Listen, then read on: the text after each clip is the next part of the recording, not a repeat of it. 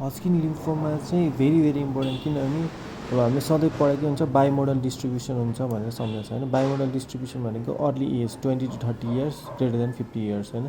त्यसपछि के हुन्छ बाइमोडल डिस्ट्रिब्युसन अर्ली एज भएपछि के हुन्छ सिमेट्रिकल हुन्छ। सिमेट्रिकल भएपछि के हुन्छ अराउन्ड सेन्ट्रलतिर हाम्रो के हुन्छ सर्भाइकल लिम्फ नोड्स हुन्छ होइन। सर्भाइकल लिम्फ नोड्सतिर हुन्छ अनि त्यसपछि यो त के हुन्छ नट मेनली पेरिफेरल भयो होइन। त्यसपछि यो के हुन्छ सर्भाइकल लिम्फ नोड हुँदै के हुन्छ स्प्लिनिङहरू पनि इन्भल्भमेन्ट हुन्छ। अब ट्रिटमेन्ट गर्ने हो भने रेडियो एन्ड केमोथेरापी। अब सिमेट्रिकल भइसकेपछि यसको प्रोग्नोसिस बेटर हुने भयो। That is the difference between the Hodgkin versus the non Hodgkin lymphoma. जति पनि भनेको कुराहरू भयो सबै के हुन्छ हस्किन र नन हस्किन लिम्फोमाको डिफ्रेन्सहरू भयो। And then we go after त अब के हुन्छ के क्लिनिकल सिम्टम्स लिएर आउँछ भन्दाखेरि चाहिँ स्टेज बी सिम्टम्स हुन्छ। अब यो स्पाइक हेर्ने हो भने युजली स्पाइक के हुन्छ फिभरको हुन्छ। फिभर आउँछ विथ नाइट स्वेट्स है त। अनि त्यसपछि अर्को के हुन्छ फिभर आउँछ। फिभर आइसकेपछि एकदमै तातो आउँछ। त्यसपछि के हुन्छ यसले के हुन्छ एल जस्तो देखिन्छ वेट लस पनि हुन्छ है त। यो चाहिँ के हुन्छ बी सिम्टम्स। यो बी सिम्टम्स आयो भने चाहिँ द्याट इज वर्स्ट प्रोग्नोसिस। यदि बी सिम्टम्स छैन भने चाहिँ ए सिम्टम्सहरू आउँछ है त। अनि त्यसपछि अब बी सिम्टम्स भएन भने ए सिम्टम्स भयो। त्यसपछि अब के हुन्छ यो दुईवटा के हुन्छ लिम्फ नोड चाहिँ मेनली कहाँ गएर इन्भल्भ हुन्छ लिम्फ नोड्सकै भनेको के हुन्छ एउटा हुन्छ स्प्लिन एउटा हुन्छ लिभर है त। स्प्लिन र लिभर के हुन्छ इन्भल्भ भइरहेको हुन्छ है त।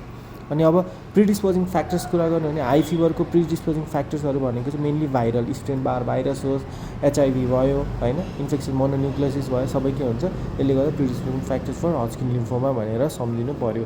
देन अब के क्लिनिकल फिचर्सपछि के हुन्छ प्याथोलोजीमा के देखिन्छ हामीले के हुन्छ अब एउटा सेल्स हेर्ने हो भने दुईवटा के हुन्छ मिरर इमेजहरू देखिन्छ। मिरर न्युक्लियाहरू जस्तै mirror nuclei giant cells with two large mirror nuclei त्यसलाई के हुन्छ रिड स्टेनबर्ग सेल्स भन्छ आरएस सेल्स भन्छ है त। अनि यो के हुन्छ ग्रेटर देन 50 इयर्स भने जस्तै ग्रेटर देन 50 अथवा 50 माइक्रोनको हुन्छ अल आई सेप न्युक्लियसहरू हुन्छ है त रिडिसन प्याथोलोजिकल हेर्ने हो भने। अब प्याथोलोजिकली सकिसकेपछि अब अर्को हेर्नु भने एन एरोर स्टेजिङ के हुन्छ 1 2 3 4 चारवटा स्टेजिङमा दुईवटा छुट्याउने 2 यता है त। त्यस्तै ठ्याक्कै दुईवटा छुट्याउने 2 यता भने के 1 छ भने एउटा मात्रै लिम्फ नोड्स हुन्छ। अब यही डायफ्राम भयो भने अब डायफ्रामको के हुन्छ इप्सिल्याट्रल साइडमा अर्को दुईवटा छ मल्टिपल इप्सिल्याट्रल नोड्सहरू हुन्छ। अथवा तिम्रो अब क्रस गरिसक्यो भने द्याट इज स्टेज 3 अथवा एक्स्ट्रा नोडल साइट्स जस्तै स्प्लिनहरू इन्भल्भमेन्ट भयो एक्स्ट्रा नोडल अब नोडभन्दा पनि बाहिर गयो भने द्याट इज के हुन्छ स्टेज 4 एनार्बर स्टेजिङ अप टु 4। यो चाहिँ के हुन्छ डायफ्राम त्यो इप्सिल्याट्रल र कन्ट्राल्याट्रल भएर हुन्छ। अब ट्रिटमेन्ट चाहिँ होइन एनार्बर स्टेजिङ गरेपछि ट्रिटमेन्ट कुन चाहिँ फेभरल कुन चाहिँ अनफेभरल भनेर सम्झिनु पऱ्यो। फेभरल चाहिँ के हुन्छ आफ्नै रेसको भयो भने चाहिँ रेडियोथेरापी दिए पुग्छ है त एक्सटेन्सिभ रेडियोथेरापी दिए पुग्छ। अब अनफेभरेबल भनेको चाहिँ यो जति पिक हुन्छ नि पिक मात्र नभएर तिम्रो हातको पाम लिफ जस्तो भयो यसरी पाम लिफ जस्तो भयो पिएएम पाम एलइएफ लिफ भनेको चाहिँ लिफ नै भइसक्यो चाहिँ एकदमै यो पाँचवटा कुरा चाहिँ एकदमै वर्स्ट प्रोग्नोसिस देखाउँछ। अब पाम भनेको के हो अब बी साइन्सहरू भयो presence of B signs B symptoms भयो। ए भने एनिमिया भयो एज के हो अब यो हेर्दाखेरि नै ग्रेटर देन 50 इयर्स भइहाल्यो। अनि के हुन्छ मेल पेसेन्ट भयो त एमबाट मेल पेसेन्ट। लिफ भने के हो एलबाट के हो एकदमै लार्ज छ मेडिएस्ट्रल मास छ है त माथिको लार्ज मेडिएस्ट्रल मास छ। यी भनेको एक्स्ट्रा नोडल साइडमा पुगिसक्यो यहाँबाट छुटेर गइसक्यो। अर्को भनेको एलिभेटेड इएसआर भन्ने पनि एउटा चाहिँ के हुन्छ यो चाहिँ याद गर्नुपर्ने इएसआरको पनि रोल हुँदो रहेछ। अर्को चाहिँ के हुन्छ 4 मोर इन्भल्भ अर्ग्यान्स छ भने द्याट इज के हुन्छ अनफेभरेबल। अब अनफेभरेबल पनि के हुन्छ अर्ली र लेट हुन्छ। अर्ली छ भने के हुन्छ पहिला सुरु radiotherapy extensive radiotherapy followed by chemotherapy. अब एडभान्स नै भइसकेपछि के हुन्छ extensive chemotherapy followed by radiotherapy. This is the के हो ट्रिटमेन्ट। अब ट्रिटमेन्ट कसरी गर्ने अब ट्रिटमेन्ट अब रेडियोथेरापीको ट्रिटमेन्ट हुन्छ केमोथेरापी ट्रिटमेन्ट हुन्छ। रेडियोथेरापीलाई के गर्छ माथितिर र तलतिर त्यही अब फेरि दुईवटातिर पिकमा सम्झ डायफ्रामको माथि र तल माथि के हुन्छ अब यो टाउको हेर्ने हो भने के हुन्छ यसरी आइरहेको हुन्छ अब सर्भाइकल लिम्फ नोड्स हुन्छ त्यसपछि मेडिएस्ट्रल लिम्फ नोड्स हुन्छ त्यही भएर वाइ फिल्ड रेडियोथेरापी भनेर दिनु हुन्छ।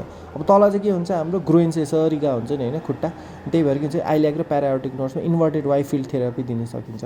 अब त्यस्तै गरी अब हामीले सिम्टम्समा माथितिर के हुन्छ मेडिएस्ट्रल लिम्फ नोड्सहरू इन्भल्भ भयो भने कम्प्रेसनहरू गराउन सक्छ भने सम्झिनु प्यारायोटिक लिम्फ नोड्सहरू इन्भल्भ हुनसक्छ। अब जस्तै यो प्यारायोटिक लिम्फ नोड्स चाहिँ के हुन्छ भनेर चाहिँ याद गर्नुपर्ने एकदमै हार्ड टाइपको हुन्छ है प्यारायोटिक लिम्फ नोड्सहरू एकदमै हार्ड हुन्छ।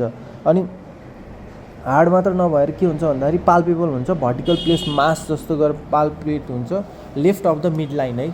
अब के हुन्छ प्यारायोटिक लिम्फ नोड्सहरू त रेस्पिरेसनसँग मुभमेन्ट हुँदैन नि त्यही नै भन्नु पर्यो एसाइटिस कमन फिचर्स हुँदैन। अनि अर्को भनेको के हुन्छ याद गर्नै पर्ने नोडुलर स्क्लेरोसिसको के हुन्छ प्रियोरिटी चाहिँ एकदम चिलाउन थाल्छ किन भन्दाखेरि अब तिमीलाई थाहा छैन भनेपछि के हुन्छ के गर्ने भनेर चिलाइराख्छ भनेर याद गर्नु पऱ्यो है त। अब मेडिएस्ट्रल लिम्फ नोड भयो भने त के एसपिसी कम्प्रेसन एसपिसी अब्स्ट्रक्सन लिम्फोमा नेगेटिभहरू हुनसक्छ, पेम्बरसाइन पोजिटिभहरू हुनसक्छ भनेर याद गर्नु पऱ्यो है त। अब केमोथेरापी चाहिँ के हुन्छ, अब यो दुईवटा पिकको बिचमा के हुन्छ ब्रिज सम्झिनु पऱ्यो। मेनली के हुन्छ लन्डन ब्रिज, लन्डनमा के हुन्छ चेल्सी के हुन्छ स्ट्यानफोर्ड ब्रिज, स्ट्यानफोर्ड 5 रेजिमेन्ट भनेर दिन मिल्छ। अनि त्यहाँनिर चाहिँ के हुन्छ मपहरू आएर एबिबी एन्ड्रेस भेयोस-बोला चेल्सी म्यानेजरलाई के हुन्छ कुट्न लाग्यो, ब्लास्ट गराउनु भयो त्यसको कारलाई होइन, ब्लास्ट देयर कार भने नि बियो कप ल्याएर के हुन्छ अब एउटा कप ल्याएर बचाउँछ भनेर सम्झिनु पर्यो। एमओपिपी भनेर चाहिँ मस्टिन भयो, अन्कोभिन भयो, प्रेडनिसोलोन भयो, अनि त्यसपछि अनि अर्को पी भनेको चाहिँ एकदमै इजी नै छ है, द्याट इज प्रोकार्बाजाइन है त, प्रोकार्बाजिन है। अब एबिबिडी भनेको चाहिँ झन् सजिलो, अब जस्तै यो ब्लास्ट भयो कार भनेर सम्झिन्छ। ए भनेको एड्रियामाइसिन सधैँ है त, बी भने ब्लियोमाइसिन, भी भनेको के हुन्छ ब्लास्ट भने ब्लास्ट त कार भने ब्लास्टिन, कार भने डाकारबाजिन है त, एबिबिडी भनेको त्यो भयो त। अब कसरी सम्झिने कति डोज दिनु भने चाहिँ ए एड्रियामाइसिन 1+3 त्यही भएर 30 दिने है त, ब्लोमाइसिन 1.0 छ यहाँनिर 10 mg/m² दिने, भिन ब्लास्टिन सबसे इम्पोर्टेन्ट भिन क्रिस्टिन र भिन ब्लास्टिन हुन्छ, बी छ त्यही भएर 6 हुन्छ है त, बी 6 जस्तै सम्झिनु पऱ्यो, यहाँनिर यस्तो गरेर अलिक ठुलो सम्झिने 6 mg/m²। डाकारबाजिन अब के हुन्छ डकार गर्नलाई के हुन्छ अलिक धेरै नै लाग्छ भने चाहिँ 100मा 350 mg/m² है त।